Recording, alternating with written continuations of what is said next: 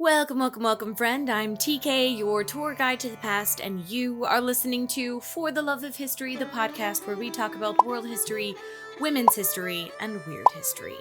With the state of the world for the last 6 months, hell, the last several years, if we're being perfectly honest, I have felt more rage than ever before. More sleepless nights, more crying, more pent-up anger than I have ever felt in my life. All because of everything that is going on.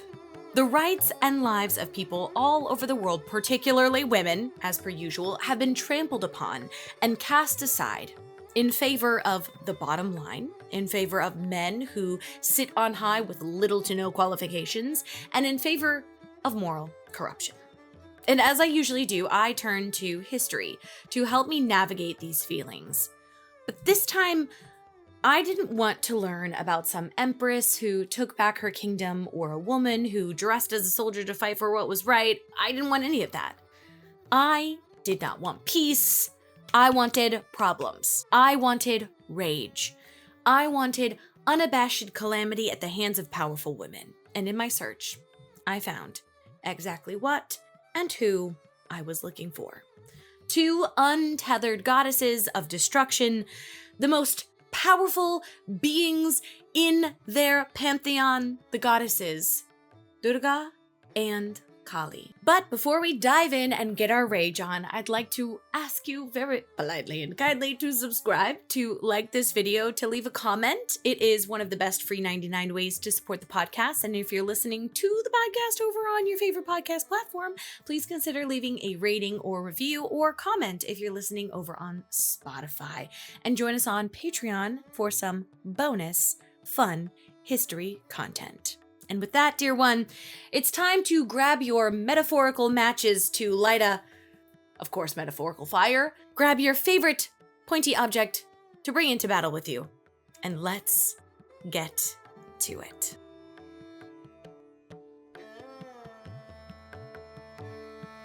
As women, we are often taught to hide our rage, to let things go, to be the bigger person.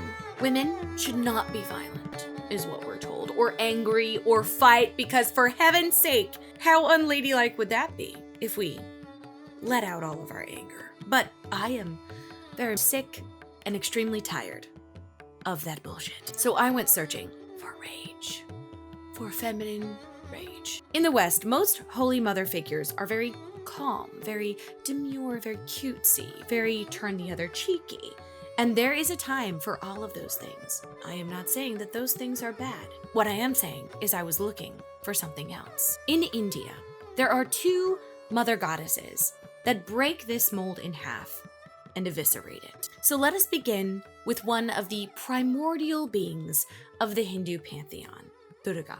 I want to preface this episode by saying the one constant in Hinduism is that contradiction does not exist. The fundamental concept of Hinduism is that everything is a cycle, and within those cycles, stories change, and those different stories are not considered wrong.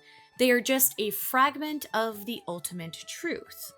Hinduism is the world's oldest living religion, and there is no central creed or holy figure uniting all of the branches together. But within Hinduism, there is a concept of Brahman, aka the God trio. Not like Father, Son, Holy Spirit type of a situation, but three gods that represent preservation, destruction, and creation.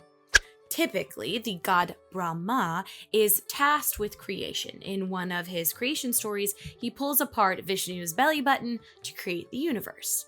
Speaking of Vishnu, he is the maintenance guy. He's the one that keeps everything in balance. And finally, there is Shiva, and he is the destroyer god.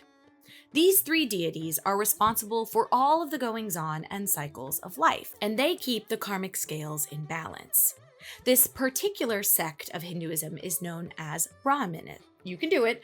Brahmanism, thank you, and focuses mostly on the divine, being a masculine energy. But there is another sect that focuses on the feminine, Shaktiism, which is a goddess-centered sect of Hinduism that believes this trio is made up of the divine feminine, a trio of goddesses rather than gods. Durga is that feminine manifestation. She can go by many different names like Shakti or Devi or Ma Durga and many others. But for our purposes today and for clarity, we will just be referring to her as Durga. To many, Durga is the purest root manifestation of preservation, creation, and destruction all together in one person.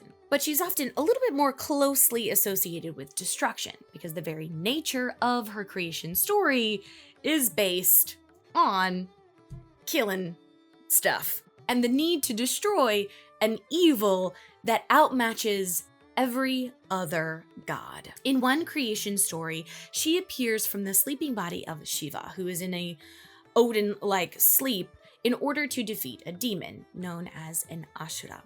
This Ashura bested all of the other gods and summoned an army of other Ashuras. All the while, Shiva's out here sawing some logs, not doing anything. And just when the scales of karmic balance look like they will forever be unbalanced, Durga rocks up with all 8 arms, holding a weapon, riding a giant lion, and wearing the brightest blood red sari you have ever seen.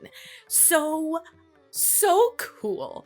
And in the blink of an eye, she dispatches all of the Ashura and doesn't even break a sweat because this was light work for the warrior goddess. After Durga laid the smackdown, she strolls back to her husband Shiva and wakes him up like, hey man, demons keep popping out of your earwax. We're gonna need you to wake up and take care of this problem. Because P.S. and by the way, the previous demons in the story came from Shiva's earwax, which is amazing.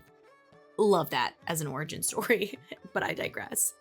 In another one of her creation stories, an Ashura appears, but this time while Shiva is awake. But even so, there is nothing the Hindu gods and goddesses can do against this malevolent foe.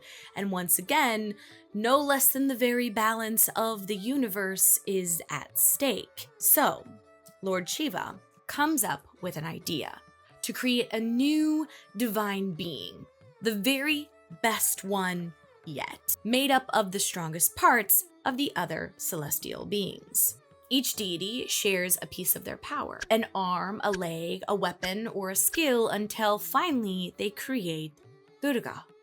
She comes to life and turns her sights to the Ashura horde, and with all the elegance and grace and rage and power bestowed upon her by the other celestial beings, she defeats the Ashura with ease. But the ease with which she slays her foes does not mean she does so in a kind or compassionate way. Nay, nay, dear one. Durga attacks her enemies with all of the brutality and vengeance she can muster. In battle, she wields 7 weapons of divine power, all with different meanings. First, the Trishul, or trident of Lord Shiva, which no enemy can escape. Then her Sudarshan chakra, which is a circular disc shaped like a circular saw blade that symbolizes her control over the entire universe, and she like spins it on her finger. It's so cool. It's so cool. Next, she wields a Shankha, or conch shell, that is an emblem of the sacred sound of Om, like that Om.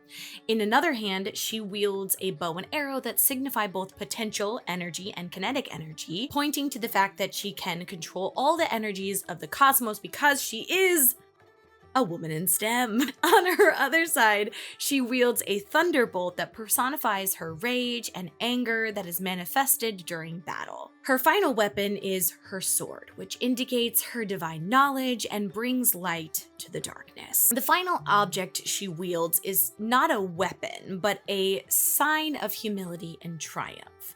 In her open palm, she holds a half-blooming lotus, which is the symbol that represents the human mind and its need to develop spiritually amidst the mud of worldly pleasures. Amen to that. There's a lot of mud and muck that I am currently spiritually developing through.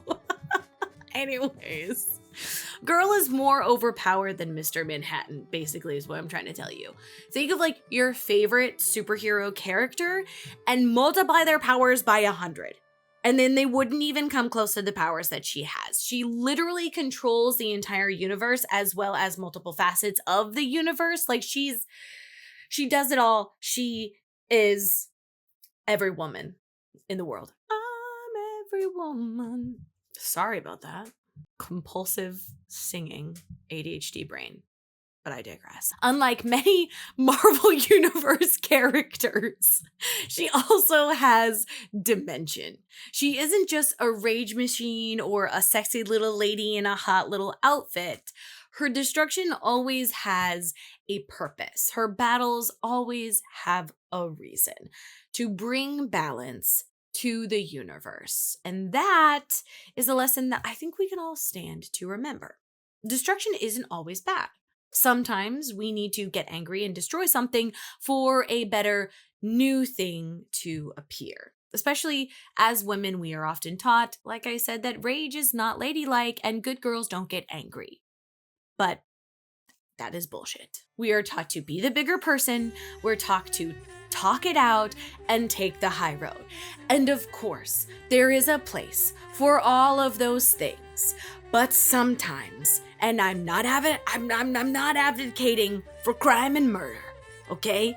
Don't do crime. Hashtag don't do crime, okay? What I am saying is that our rage can be beneficial in teaching us something, whether it's to advocate for our own needs or the rights of others, or to put a garbage human in their place. Durga teaches us that being angry and being elegant are not mutually exclusive. And that is an incredibly important lesson. However, there will always be a time when elegant rage needs to be thrown out the window and full chaos must ensue.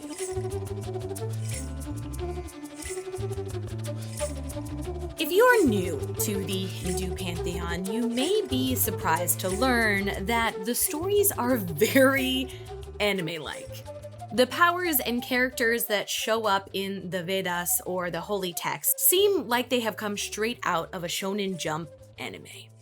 The Ashura are well written, kind of like the final bosses in the Demon Slayer series, Kimetsu no Yaiba. And the Vedas are chef's kiss pieces of literature. They're fascinating, and I'm not the only one who thinks so. Somebody made a comic book series about them that we'll talk about in the final thought, but I digress. In one of the Vedas, a demon unlike any other begins to lay waste to the people of Earth. Raktabij is his name, and he is the final boss of final bosses. When he rocks up to Earth, god after god and goddess after goddess try to defeat him, but his power is too great. For you see, when a single drop of his blood is spilled, two of him, boop, every one single drop of blood. That's a lot. Do you know how much blood people have in them? I don't know. How much blood do people have in them? How much blood do people have in them? Let's Google it. How much blood do we have? How much blood in the human body? 10.5 pints of blood, 5 liters, or 1.3 gallons. That's a lot of blood. That seems like a lot of blood, okay? Can you imagine every single drop of blood just turning into a new monster? I would assume the demons have even more blood than regular people. Anyways, things are getting out of hand, okay? Things are getting out of hand because with each slice and thrust of a blade, countless Asuras appear, overwhelming all who go near. The gods are losing, but they have Durga, right? So everything will be okay, right? Because she's got the power of the entire universe on her side, right? She'll come through strolling in on her lion, an unbothered baddie, and she'll take care of Raktabij, right? Right? Wrong. That is not at all what happens. Durga puts up a good fight, and she goes blow for blow with Raktabij, but to no avail. Nothing is working. All her weapons are failing her. There's blood everywhere, and suddenly there is a sea, an infinite army of Raktabij clones. And Durga is getting angry. All of the anger and rage swirls inside of Durga, and her calm elegance turns into unfettered animalistic rage. And suddenly, from her third eye, a monstrous being is born. Where Durga is all elegance, this being is all nightmare. Stark, naked, with wild hair and wild eyes, she defies all laws and niceties of man and is ruled by nature alone. And nature cares not for your wishes and your feelings. This new goddess immediately begins relieving the clones of their heads and drinks their blood so that no more can be created. In the blink of an eye, her blue-black skin can barely be seen through the necklaces of heads and skirt of limbs that she has created for herself from the fallen bodies of her foes. Her lips are crimson, and so are her hands. Eventually, she reaches the original Baktabij. And to my knowledge, no one has ever written about what the demon felt when he set his eyes upon the goddess Kali, wearing his brethren around her body, covered in blood and viscera, eyes black like a predator. But I believe terror probably doesn't begin to describe what he felt. In one fell swoop, Kali takes the demon's head and drinks every last drop of blood, so that the creature is no more. The gods cheered, obviously, clearly thinking that they were saved, but the rage in her eyes did not extinguish. She had gone mad with rage and began to kill the very humans she came there to protect. No one could stop her. Not Durga, not anyone. But Shiva came up with a plan. He races to the path of destruction that Kali is creating and lies down in front of her. Not noticing, she steps on Shiva, and in an act of embarrassment, she sticks out her tongue and exhales, letting the rage slip out of her body. She looked around her and finally noticed what she had been doing and ceased her rampage. Fun fact, sticking out her tongue like that is a sign of embarrassment. In India, it's so cute. I love it. So fun. Anyways, I digress. To some, Kali can be complicated and even contradictory figure. We just heard one of her creation stories where she was born out of the rage of one of, if not the most powerful deity in Hinduism. And she goes berserk on a bunch of humans until she's stopped. But she is also considered a mother figure, symbolizing a mother's fierce love and protection over her children. When Western scholars heard about her for the first time, their little ethnocentric flabbers were gasted. They were thinking, how could a mother figure be so violent? The Virgin Mary would never.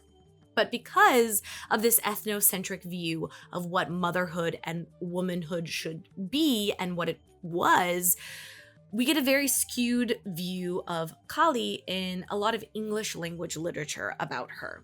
Often, her contribution to the cosmos is minimized or overlooked in favor of a more palatable narrative. And in doing so, her incredibly long history and nuanced existence are often overlooked. Goddess worship and worship of Kali-like figures can be traced back to 2500 BCE and the Indus Saraswati civilization. Through clay figures and fertility statues, we can see that goddess worship was the main form of religion during that time.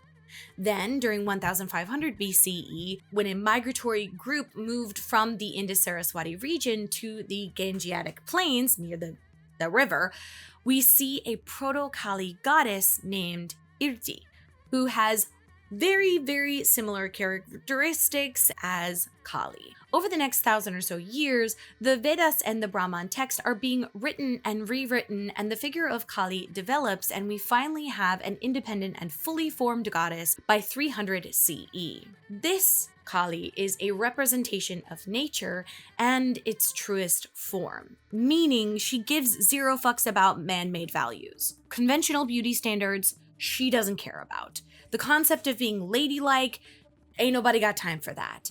And just like nature, if you punk around with Kali, you are going to find out. But all of these qualities does not mean that she is devoid of love, caring, understanding, nurturing, and humility. In the creation story we heard about her a little bit ago, we can see that she understands that she has gone too far and she is hurting the ones that she came to protect, which sometimes, unfortunately, nature does.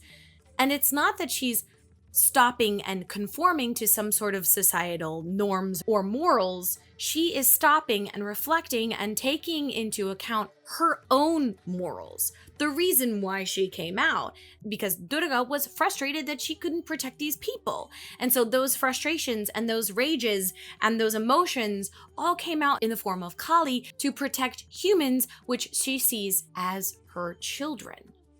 And while yes, she may look absolutely terrifying with a necklace of severed heads and a skirt made of limbs, but God forbid a girl have a unique sense of fashion, okay? And also those are her enemies, all right? They were garbage human. They were asuras hurting humans. So I say let a queen be crafty, okay? Let a queen be crafty.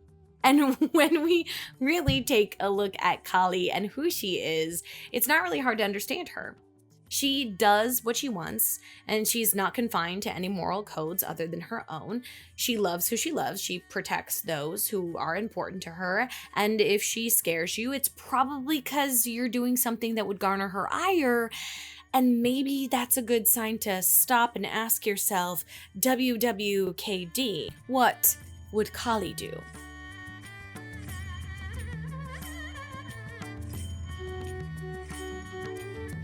Listen, my delicious donut, not all of us can be Kali. Some of us are more Durgas, and some of us are a combination of the two, and some of us could use a little bit more of both in our lives. And while I'm not your therapist, even though you are here every single week in my office with our resident emotional support cat, and I do tell you to drink more water and take care of yourself and go outside and touch grass and do things to make yourself happy. You know what? I think I might be your therapist. I think I might be your historical therapist, which is fine. You know, I'm free, cheaper than therapy. Anyways, I'm gonna add a little bit more of homework, your daily homework to your human maintenance schedule, okay? I'm gonna need you to take a look at these goddess baddies and take whatever lesson you need from them and incorporate that into your life. Do you want to be a little bit more assertive, like Durga? Do you need a little chaos in your life? Could you stand to rage out for a second or two?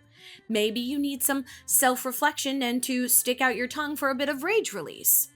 Do you need to sever the heads of a horde of demons and drink their blood to absorb their power?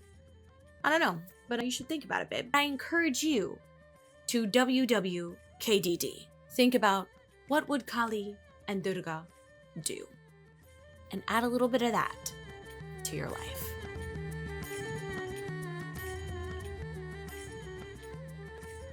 Well, dear one, we have come to our final thought, and I have a recommendation for you. So in my research, I found a series of comic books whose main characters are Hindu gods and goddesses. I know. It's created by Amar Chitra Katha, and it was created to combat colonialism and loss of culture in English schools around India. It's so cool. So I will be leaving 2 links for you, okay? Link number 1 is an article written about this comic book series and the effect it had on culture in India. And the second link that I will put down in the show notes is a link to the open source copy of the Durga issue of this comic book series. It's beautiful. It's full color. The artwork is gorgeous. The story is really fun. It's such a fantastic way to get yourself into Hinduism and the pantheon of gods and goddesses that are over there. It's really fun. It's a fun read, and it's an open source book, so you can go ahead and read it for free. And I think there are a few other copy or issues of the comic book that are also on open source. So if you want, you can go down to the show notes below and read it for yourself. I will also be putting a copy on Patreon in the free tier. You don't have to pay for membership or anything. It's just a place where we can kind of talk to one another in the comments and have a little discussion about the comic book if you want to. So that'll be over on Patreon. Under the free tier, you don't have to pay. Once again, it's just a place for us to chit chat because I really want to talk to you about this comic book and like have a little discussion and see what you think about it. It's absolutely gorgeous. I'll put a picture right here if you're watching on YouTube. It's so fun. I love it so much. I think that you should go read it right now. Okay, thanks so much. Well, my cute little croissant, we have come to the end of our episode. Thank you so much for joining me in episode 4 of season 11. It's been fun. It's been real. It's been fun real. What is it? How do you say that? It's been real. It's been fun. It's been real fun. I think there's a mean way to say that too. It's been real. It's been fun, but it hasn't been real fun. I think people used to write that in yearbooks. Anyways, what are you talking about, TK? Get it together. Thank you so much for joining me in this episode. If you'd like to support the podcast, liking, sharing, subscribing, commenting are all really great free 99 ways to support the podcast, to help me and help the intern create this podcast and keep it going and keep it growing. If you'd like to support us in other ways, you can go on over to Patreon, where there are get ready with me's of me getting into the makeup and outfits for this season. There are TK Unscripteds, where I talk about things that I didn't get a chance to in the episode. There are travel vlogs, there are Sleepy History episodes, there's ad-free listening, and you get these episodes earlier than you would normally. So it's a great deal. It's wonderful. We've got tiers starting at just $2 a month, and they're real fun. It's real great, and we have lots of fun times doing things over there. Yeah. All right. Well, I love it so much. I'm going to go and pack for my trip to America because behind the scenes, this is the day before I leave for my trips to the States. Oh my God, so fun. Okay, anyways, go ahead, grab your water, your beverage of choice, take a little sippy sip. I took a little sip, go outside, touch some grass, do something that makes you happy, relax, stick your tongue out, take a deep breath, and I will see you next week for the ridiculous history of food disasters. Disasters? There's a T in there. Okay, I'm gonna go. See you later. Love you. Bye. Oh. So long. I mean her name. I'm blue. To you and you.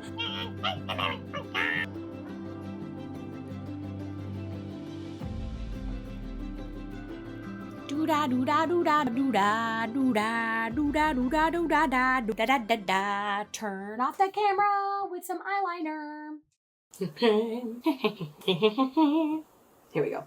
Ooh, welcome, Teddy. Welcome. Ooh, Dr. Pepper. I think we cleaned up quite proper. Why am I British? Why is anyone British, for that matter? As a matter of fact, why is anyone British? Riddle me that. Science. What are you talking about? Shut up. Wait. Is this what we usually do? No, this is not what we usually do. Does this hair look stupid? Well, it's too late now if it is. It is too late now if it does look stupid. There's nothing we can do about it if it looks dumb. You know what? There is something that we can do about it. We can change our attitude. That's what we can do. We can change our attitude. We can say, hey, we don't look dumb. We look nice.